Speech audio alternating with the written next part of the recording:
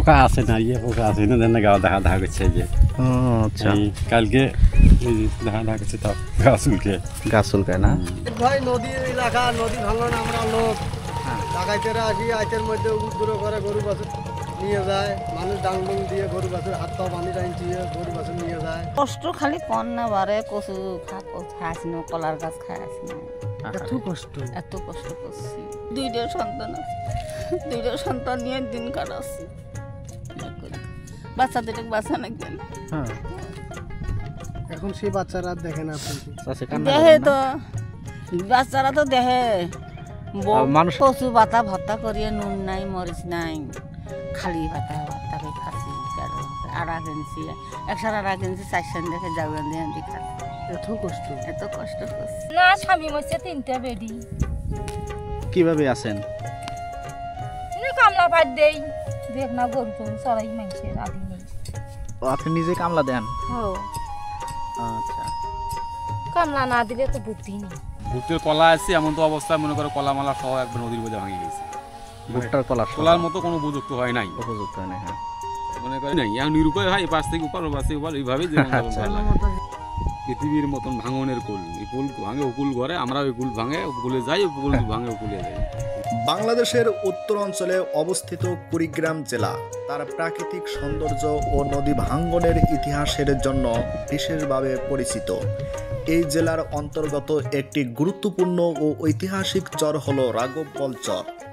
এটি মূলত তিস্তা ও ব্রহ্মপুত্র নদীর মোহনায় ঘটিত একটি চরাঞ্চল, যা তার অনন্য প্রাকৃতিক বৈশিষ্ট্য, জীবন বৈচিত্র্য ও স্থানীয় মানুষের জীবনযাত্রার জন্য উল্লেখযোগ্য। রাঘববোয়াল চরের সবচেয়ে বড় সমস্যা হল নদী ভাঙ্গন। প্রতি বছর বর্ষা মৌসুমে অনেক পরিবার তাদের ঘরবাড়ি হারায়।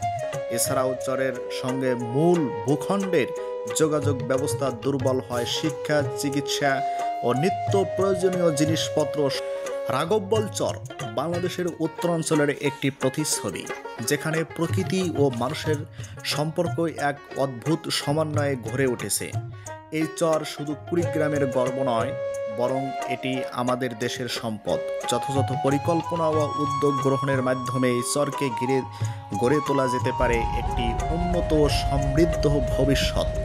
এখন রাঘববোয়াল চরের মানুষের জীবন কাহিনী, তাদের যাযাবর জীবনের কথা বৃত্তান্ত আপনাদের সামনে তুলে ধরা হবে। আমরা তিস্তা নদী পার হয়েছি। তিস্তা নদী পার হয়ে এই রাঘববোয়াল চরে এসে পৌঁছেছি, কিন্তু এখন আমাদেরকে অনেক হাঁটতে হচ্ছে। দেখছেন যে এই যে ছোট ছোট নালা, এই নালা পার হয়ে আবারও আমাদেরকে ছোট্ট একটি নৌকা পার হতে হবে। আমরা তিস্তা নদী পার হয়েছি, আবারও সামনে একটি নাল, এই নালা আমরা এখন পার হব। এরপরে হচ্ছে রাঘববোয়াল চর, না? এটাই রাঘববোয়াল চর। আচ্ছা, আপনি কি করতেছেন? গরু চরে। কয়টা গরু আপনার? 7টা। এই নৌকা আসতেছে, এই নৌকা দিয়ে আমরা রাঘববোয়াল চরে যাব। এই যে নৌকা দিয়ে আমরা এখন রাঘববোয়াল চরে যাব। চাচা, কোথায় যাচ্ছেন আপনি? ও, এই নাল পার হয়ে আপনি ওপার মানে তিস্তা নদী পাড়ি দিয়ে হাটে যাবেন, না? খেয়ার নৌকা দিয়ে, আমরা যে নৌকা দিয়ে আসলাম ওই নৌকা দিয়ে হাটে যাবে। আচ্ছা, আমরা এই নালা পার হলাম, পার হয়ে রাঘববোয়াল চরে আমরা এসে পৌঁছালাম। ফাইনালি আমরা এই নালার পার হয়ে রাঘববোয়াল চরে আমরা এখন পা রেখেছি। এখন ঘুরে ঘুরে আপনাদেরকে এই রাঘববোয়াল চরের অবস্থা তুলে ধরবো আপনাদের সামনে। পাট জাগ দিচ্ছেন, না? আচ্ছা, পাট জাগ দিচ্ছেন, না?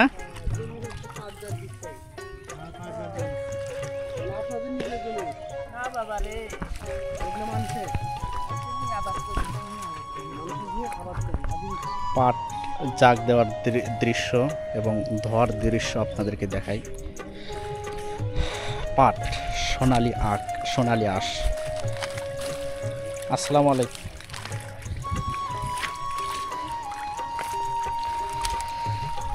সারাদিনে কতগুলো দিতে পারবেন? 25-30 কেজি।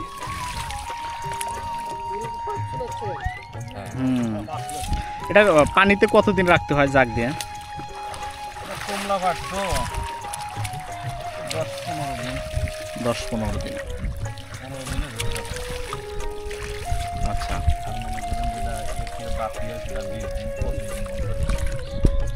এক বিঘা জমিতে এখন কেমন নামে? 10 মণ, 10-12 মণ। এখন দাম কেমন?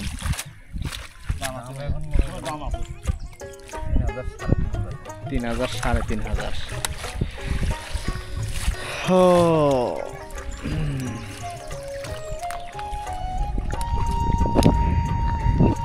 এগুলো হচ্ছে শোলা, কেউ শোলা বলে, কেউ শিমটা বলে। কি অসাধারণ রাঘব বলের মানুষের জীবনযাপন আপনাদের সামনে তুলে ধরছি, অবশ্যই শেষ পর্যন্ত দেখবেন।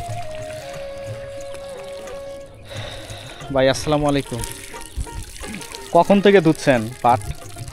আমি তো এই যে মানে পাড়ের সিন্নেটা নেবো, এই জন্য ছিলতেছি। ও আচ্ছা, আমি যাচ্ছি 9টার ওদিক। 9টার ওইদিকে? হ্যাঁ, 9টার ওদিকে। 9টার ওদিকে। এখন তো প্রায় 3টা বাজে। এটি মানে এই আপনি ধুইছেন নাকি? আর সিমটাও তো এখন বিক্রি করা যায় নাকি? হ্যাঁ যায়। আপনাকে বিক্রি করেন না কিছু পণ্য? না, আমি এগুলো আবাদ করে নিই তো, এটা তরকারি দেওয়ার জন্য কাজে লাগে। ও আচ্ছা, মানে আপনি এটা ধুয়ে মানে পাট ধুয়ে দিচ্ছেন, এটা নিচ্ছেন? ও, এটা নিচ্ছেন, বুঝতে পারছেন। ঠিক আছে। ভাই বলতেছে ওনারা নাকি অরিজিনালি কৃষক, তো কৃষক হলেই তো ভালো। যারা কাজ করে খায় তারা আল্লাহর বন্ধু, আল্লাহ পাক বলছে। এবং যারা হালাল উপার্জন করে খায় তারা অনেক বছর আগে জান্নাতে যাবে। পাট দুধছেন না? এটা কি নিজস্ব না অন্য কারো? ও আচ্ছা, আপনি মালিক পাটের?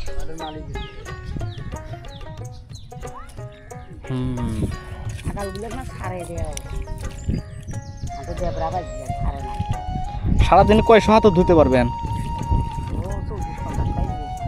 40-50টা না, বেশি পারবে।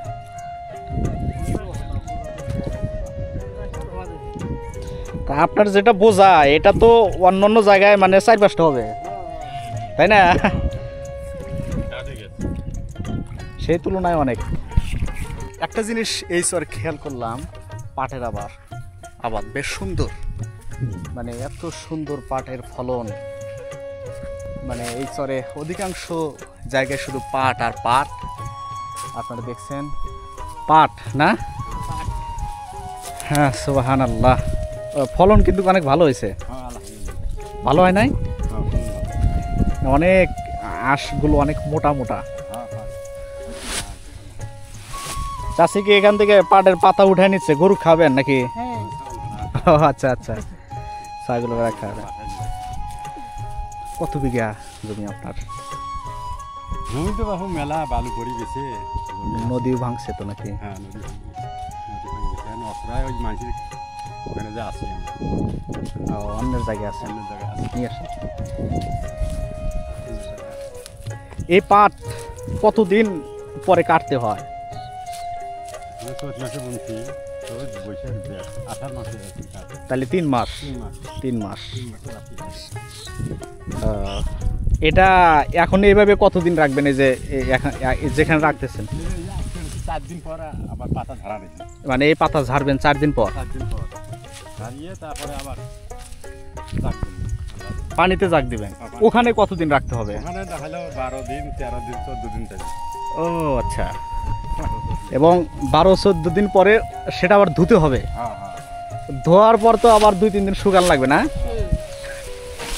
তবে টাকা আছে কিন্তু ঝামেলা না, অনেক কষ্ট আছে।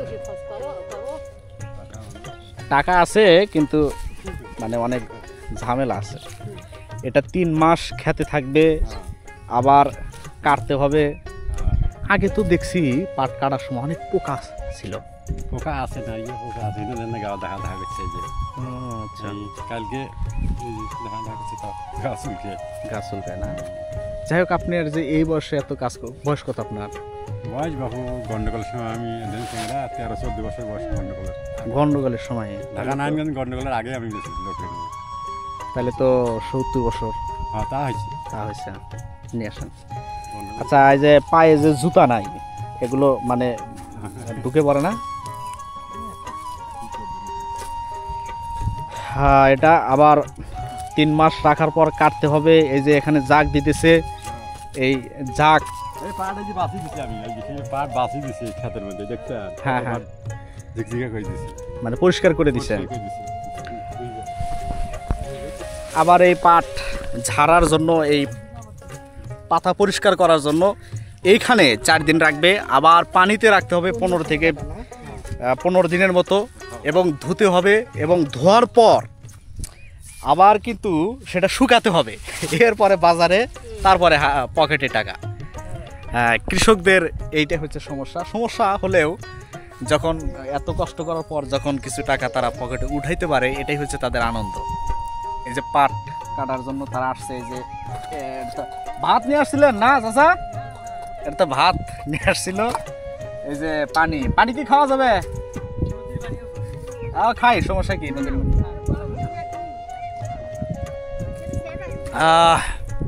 কাপড় শুকাচ্ছ তুমি? কি নদীতে পরিষ্কার করলো?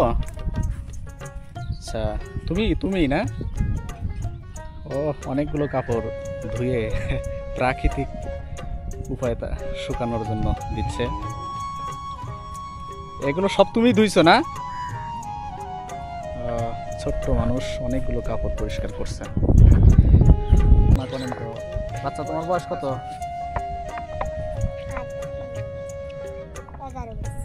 11 বছর হয়েছে তোমার?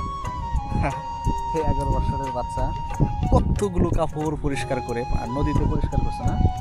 নদীতে পরিষ্কার করে এখানে প্রাকৃতিক উপায়ে মানে শুকানোর জন্য দিচ্ছে। হয়তো সর্বোচ্চ 1-2 ঘন্টার ভিতরে শুকিয়ে যাবে। তো এই ছোট্ট বাচ্চা কতগুলো কাপড় পরিষ্কার করছে সেটি আপনাদেরকে আমি দেখালাম, যে চরের মানুষ কি না পারে। রাঘব বলের এই বাড়িগুলো দেখেন, সব বাড়িগুলো হচ্ছে নতুন বাড়ি। কারণ হলো যে এইখানে, এই যে সামনে নদী, এই নদী এখানে ভেঙে আবার এখানে নিয়ে আসছে।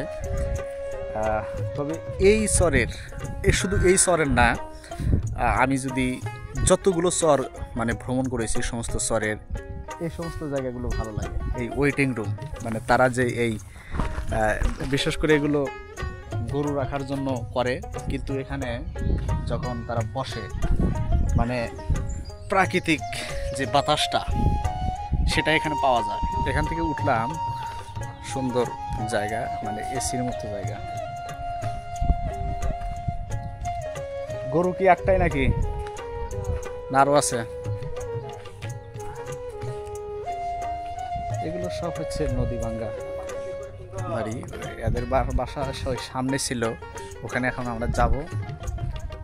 সেখানকার অবস্থা দেখবো যে চুলা, মানে এটা হচ্ছে তোলা চুলা বলে এটাতে। ওই যে বন্যা আসলে ওটা মানে চকির উপর, খাটের উপর নিয়ে রান্না বান্না। কাকা, আসসালামু আলাইকুম। ওয়ালাইকুম আসসালাম বাবা। বাসায় নতুন তো করছেন? বাসা মানে কয়েকদিন আগে বাড়ি ভাঙে নিয়ে আসলাম। কই থেকে ভেঙে নিয়ে আসছেন? ও ওখানে সামনে আসছিল, ওখান থেকে এখানে আসছেন না? হ্যাঁ হ্যাঁ, দেখলাম তো, মানে 100-200 গজ এইরকম আছে। এখানেও যদি নদী আসে, নদী তো বেশি দূরে না, নদী আসে সর্বোচ্চ 200 গজ হবে। তাহলে আবারও ভাঙা লাগবে। এটাই আমাদের কষ্ট। এখানে নদী আসলে গরিব মানুষ এই চরের মধ্যে থাকলেই আমার এটাই, মানে কিছুদিন করে থাকলে আর একখানে দেওয়া লাগে, আর একখানে ভাঙলে আর একখানে দেওয়া লাগে, এইভাবে আমাদের অবস্থা খারাপ। নদী ভাঙ্গা রাঘব বল না? রাঘব বল চর, এটা রাঘব চর। কোথায় যাচ্ছেন? মাছ মারতে যাচ্ছে। মাছ মারবেন? কি মাছ জান? হ্যাঁ, ছবি উঠছেন না? বৈরালি মাছ মারবেন? মাছ প্রতিদিন কেমন পান? মাছ নাই। কেন, নদীতে তো চর অঞ্চলে মাছ ওই চাইনা জালের কারণে বাচ্চাগুলো শেষ, যে কারণে মাছ আর নদীতে বেশি নাই। না তাহলে মাছ আসতেও খাবে ঝড়ে পাকা কিছু আগে না। তবে সরকারের এটা ভালো করে উদ্যোগ নেওয়ার দরকার। যা উদ্যোগ কিনলে যা তো সরকারে নিয়ে যাচ্ছে যে ডেলি ফুল বেরোচ্ছে তারা কি করছে। চায়না জাল, ফাঁসি জাল, যে সমস্ত জালগুলো আপনার ওই যে মাছের পোনাগুলোকে মারে, ছোট ছোট পোনাগুলোকে মারে, এই সমস্ত জালগুলোকে একদম মানে নাই স্যার পুরা স্যার সব পুরা দিছে না।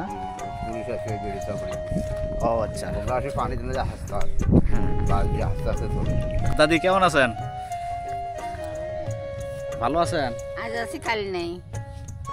না অসুখ তো অসুখ তো ঠিক আছে, আপনার বাসা কি এটাই ছিল? এটা আসিল ওই জলে ভাঙি নিয়ে গেছে, নদী আছে এই যে মানে 50 গজ সামনেই নদী না? তো এই জায়গার মায়ার জন্য এখন বসে আছেন। ওই যে গরু বান্ধছে না। আরে এখান থেকে বাড়ি করছি, এই যে 10-15 দিন হলো। চাষি বলতেছি যে এখান থেকে ওনারা বাড়ি ভেঙে নিয়ে গেছে ওই পশ্চিমে। তো এই জায়গার মায়া তিনি ভুলতে পারতেছে না। চাচা বাইসা আছে? মারা গেছে। খবর দিচ্ছেন কোথায়? হ্যাঁ ও মা কত্তি মারি ধরে নিয়ে যা মারি ফেলেছে। কে ধরে নিয়ে মেরে ফেলেছে? মূর্তি খোঁজ যখন যুদ্ধ হয়েছে। ও 1971 সালে মারা গেছে। জন্মেনে নাই বা 71 সালে মারা গেছে। হ্যাঁ হ্যাঁ ইন্না লিল্লাহি ইন্না ইলাইহি। মূর্তি খোঁজ আছে না, হ্যাঁ যুদ্ধ আছে, তখন তো ওটা জন্মেনে নেই। তখন নিয়ে যা ধরে ঘর থেকে ধরে নিয়ে যা মারি ফেলেছে, গুলি করে মারি। তো ওই সময় থেকে আপনি এইভাবে আছেন? হ্যাঁ শুনবা তো সন্তান আদি দুনিয়া বাচ্চা বেড়া। আরে তাহলে তো খুব কষ্টের জীবন। কষ্ট দেব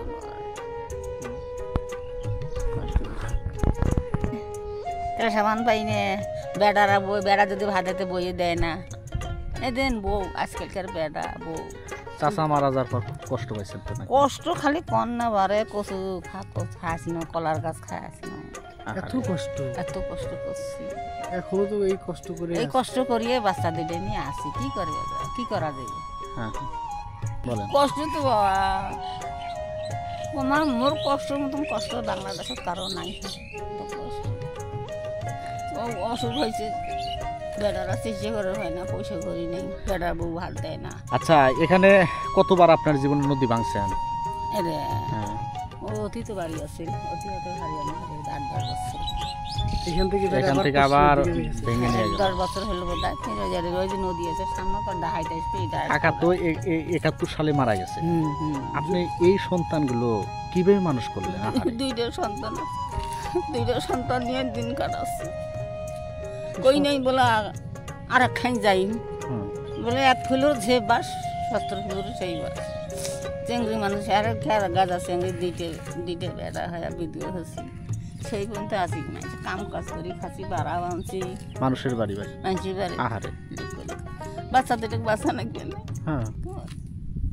এখন সেই বাচ্চারা দেখে না, দেখে তো বাচ্চারা তো দেখে। মানুষের বাড়িতে যখন কাজ করছেন তখন তো মানুষও ওইভাবে মূল্যায়ন করে নাই না, ওরাও তো কষ্ট সে সময় আমি শুনছি যে মানুষ কচু খেয়ে কলার ইয়ে খায়। আপনি পেটের ভুকে কচু বাতা ভর্তা করিয়ে নুন নাই মরিচ নাই খালি বাতা ভর্তাকে খাচ্ছি। পেটের ভুকে আড়া কিনছি, 1.5 কিনছি, 4 সেন দেখে যাবেন দিয়ে খাচ্ছি। এত কষ্ট করছি। আর এই কষ্ট করার পরেও এখন বেড়ারা মানুষ আছে, বেড়া ঘরে বিয়ে দিয়েছি, বেড়া বউ হয়েছে। তাহলে এখানে আপনার বাসা ছিল না?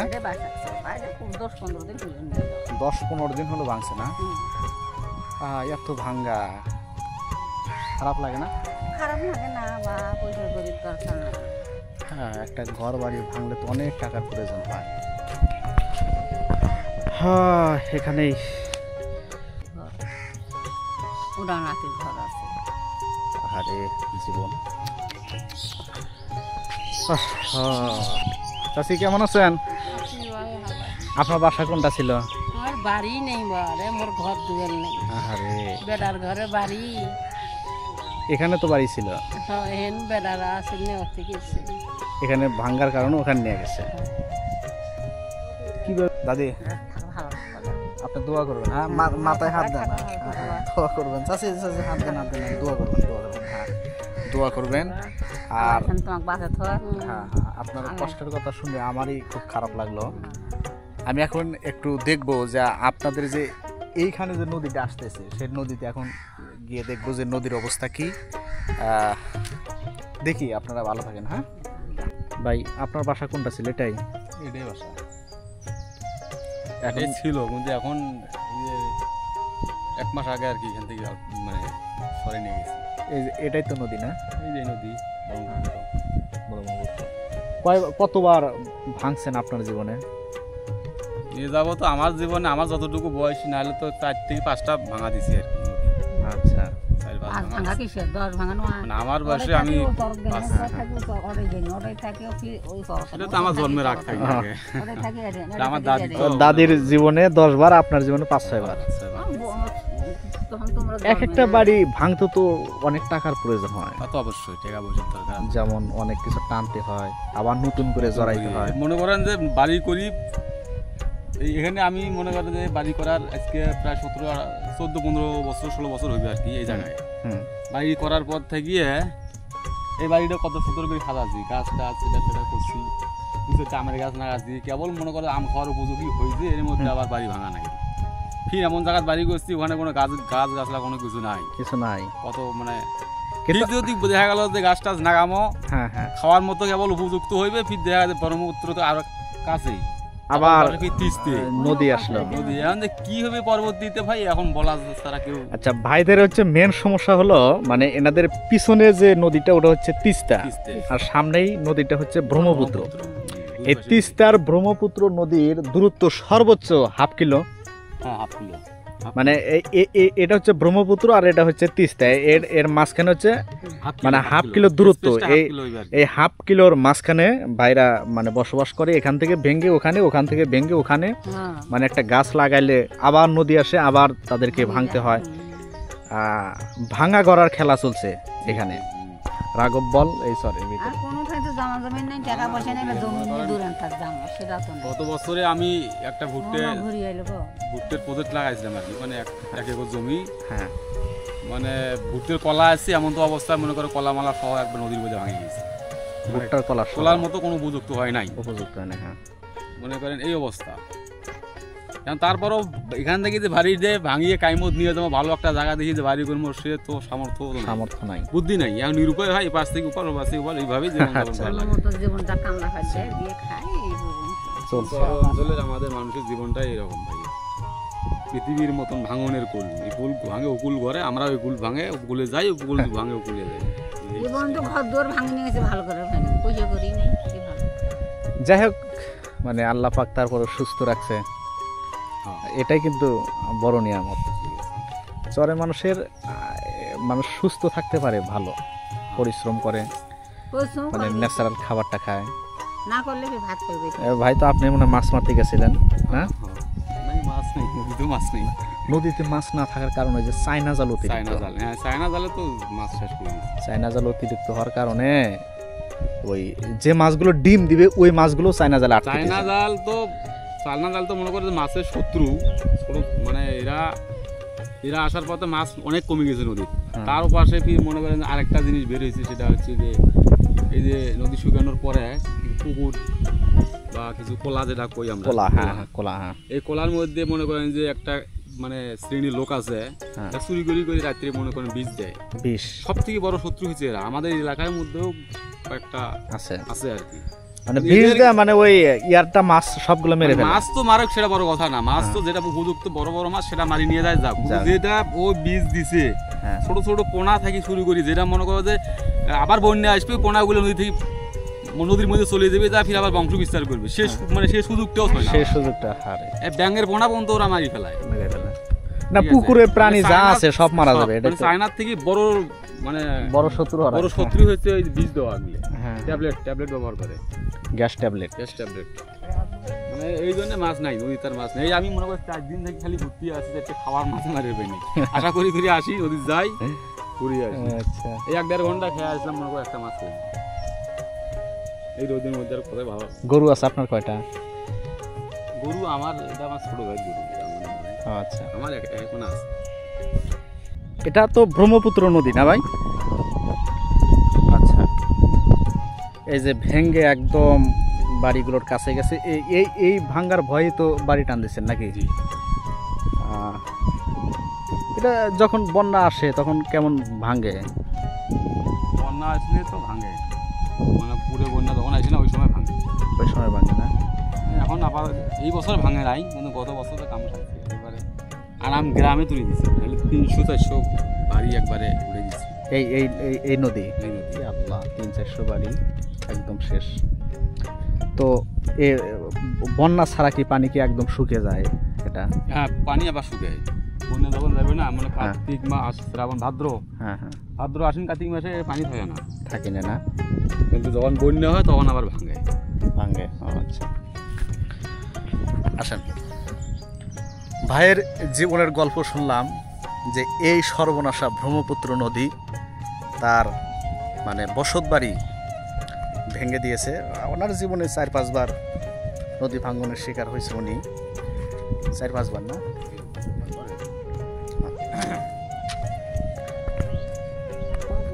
ভাই পাইছেন, মাছ পাইছেন? ওটা না ওই যে ওই ভাই একটাও পায় নাই।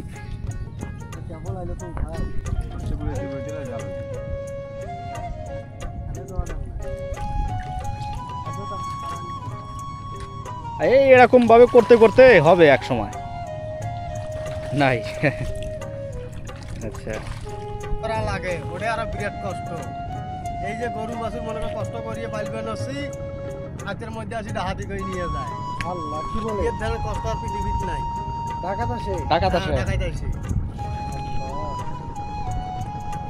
ভাই নদীর এলাকা, নদী ভাঙন আমরা লোক, ডাকাইতেরা আসি আইতের মধ্যে উদ্দুর করে গরু বাছুর নিয়ে যায়। মানুষ ডাংডুং দিয়ে গরু বাছুর হাত পা বাঁধি টাইনছিয়ে গরু বাছুর নিয়ে যায়।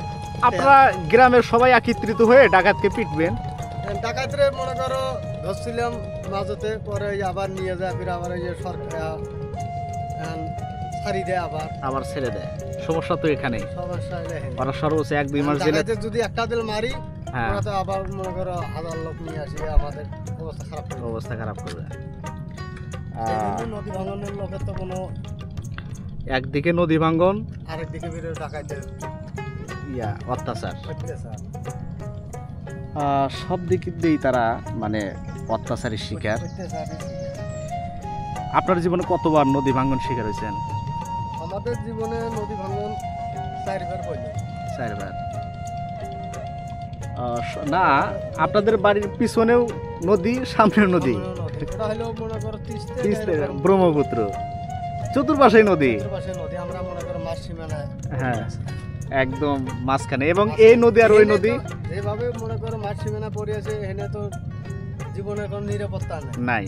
তাল পাতাল যদি নদীর যদি মনে করো যদি বন্যা যদি দেওয়া হয়, পানি যদি ঢল বলে, হ্যাঁ হ্যাঁ, তখন তো মনে করো আমাদের উঠে যাওয়ার, তো যাওয়ার কোনো ইয়াও নাই, আশ্রয় কেন্দ্র তো এখানে নাই। হ্যাঁ, এবং ডাকাত পড়লে তো নদীর 2 পাশ থেকেই আসে। জীবনে অনেক চর দেখছি, কিন্তু নদীর 2 পাশেই যে চর, মানে চরের 2 পাশে যে নদী, এটা কখনো দেখি নাই। সেটা ভাই আমরা দেখেন, আপনারা তো আছেন, দেখেন এই যে রাঘববল চরে দেখলাম, আমরা কত কষ্টতে আছি। জি জি, এইরকম কষ্ট কোনো এলাকার লোকেই নাই। আমরা যেভাবে কষ্ট করতেছি, যেভাবে নদী ভাঙে, আমাদের তো জমি কি কম জমি, মনে করছে ওকে পলক যত দূর অত দূর পর্যন্ত মনে করে নদী। তাহলে এই নদীটার যে খাদ্য কিছু হইলো শাসন যে করতো, তাহলে আমাদের এই যে এত কষ্ট খাওয়া লাগতো না। 1 নম্বর নদীটা আমাদের হইলো 1 নম্বর চিন্তার কারণ। আর নাইলে যেমন টাইম এলাকার মধ্যে মনে কর বিল্ডিং টিল্ডিং মনে 2 তলা 3 তলা 4 তলা পর্যন্ত পারমিশন দিয়েছে, আমরা ওই দিন নাহলে 1 তলা হইলে আমরাও দিতে পারতাম না। ওই নদী ভাঙনের যে স্বাভাবিক যে আমরা টিন দিয়ে মনে কর ছাপড়া তুলি আছে, এই বন্যা আইলে এই টিনেরে মনে করো আমাদের ছাপড়াটারে টানার কোনো লোক পাওয়া যাইতেছে না। সময়তে কার টিন কান টানবো, কার ঘর কান টানবো, এইরকম মনে করো বিধি করি। আচ্ছা ভাই, আপনি কি কি করতেছেন এখানে? এখানে গরু চড়াই। গরু চড়াচ্ছেন? কয়টা গরু আপনার? গরু আমার 4টে, বেডির 4টে। দুপুরে কিছু খাইছেন? না। কি বললেন? এটাতে কি? ওই যে বোতলটা পানি নিয়ে আসছি না, দেখি না দেবো আসেনি। আচ্ছা, পানি পিপাসা হলে তো অনেক দূর যেতে হবে, এই জন্য পানি একদম নিয়ে আসেন। হ্যাঁ বোতল নিয়ে আসি, গরম হলেও খাওয়া লাগে। এই সকালে আসছেন, না খেয়ে আসেন এইভাবে? হ্যাঁ বেলা তো খাই আসছে। ওই তো সকালে তো খাইছেন, এখন তো 4টা পার হয়েছে। হ্যাঁ হ্যাঁ ঘর ঘর হ্যাঁ গরু যান যান যান। আসছেন কখন গাছ তুলতে? অনেকখানে আসছি।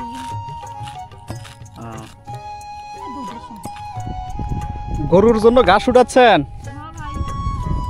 আরে কয়টা গরু? চারকোনা। আপনার বাড়ি কো? আমার বাসা শহরে। ওটা কি মেয়ে নাকি? না আমার ফুবে তো বই নাই। আচ্ছা, আপনার ছেলে মেয়ে নাই? না স্বামী মরছে, 3টা বেডি। কিভাবে আছেন? কামলা পাট দেই, দেখ না গরু টরু চড়াই মানুষের আদি নেই। ও আপনি নিজে কামলা দেন? হ্যাঁ। আচ্ছা, কামলা না দিলে তো বুদ্ধি নেই। ওই যে এখন কি ঘাস মানুষকে উঠাই দিচ্ছেন না নিজের? নিজের ওই গরু দুধ না দিয়ে নিছি। হ্যাঁ হ্যাঁ। বসে থাকি তো খাওয়া যাবে না। না না না, স্বামী নাই, বেড়া নাই, ও তো করি খাওয়াইনি। করি খাওয়াই লাগবে। তাছাড়া কাইন দেয় ভাই।